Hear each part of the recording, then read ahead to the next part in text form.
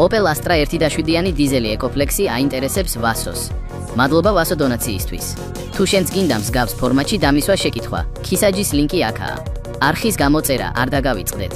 ეს კონკრეტული მოდელი გამოდიოდა 2010-დან 15 წლამდე. ევროპიდან ჩამოყვანილ მანქანებს შორის ერთ-ერთი ყველაზე პოპულარული ვარიანტია. სიტყვა ეკოფლექსი ნიშნავს, რომ ეს მოდელი ქარხნულად მაქსიმალურად არის ოპტიმიზირებული საწვავის ეკონომიასა და დაბალ გამონაბოლქვზე. კაპოტის ქვეშ დგას Isuzu-ს ბაზაზე შექმნილი 1.7-იანი დიზელის ძრავი. ეს მოტორი Opel-ის ხაზში ერთ-ერთ ყველაზე გამძლე აგრეგატად ითვლება. ტრასაზე მისი ხარჯი 6 ლიტრამდეა. ქალაქში 8 ლიტრამდე დიზელს მოიხმარს. ამ მანქანას აქვს ძალიან პრაქტიკული და დიდი საბარგული.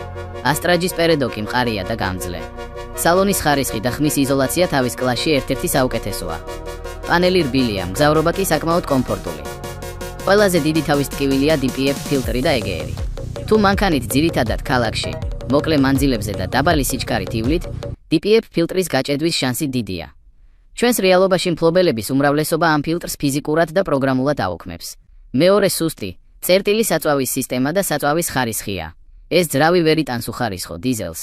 6 სიჩქარიანი მექანიკური გადაცემათა კოლოფს აქვს პრობლემები. ამ კოლოფის მთავარი დაავადება ლილვების პაჩებნიკების წვეთაა. 2013 წლიან მოდელებში კარობკის პრობლემები ნაწილობრივ გამოსწორდა. დიზელის დიდი ბრუნვის მომენტის გამო, მახავი კი დროთა განმავლობაში ჯდება და მისი შეცვლა სცეპლენის კომპლექტთან ერთად საკმაოდ ძვირი სიამოვნებაა. ზამთარში ძრავი საკმაოდ დიდხანს თბება, რის გამოც სალონში თბილი ჰაერის წამოსვლას დრო სჭირდება. თუ მოვლილ ვარიანტს იპოვით, ნორმალურად მოვლის პირობებში ეს მანქანა დიდხანს გაგიძლებთ მიუხედავად მისი მინუსებისა.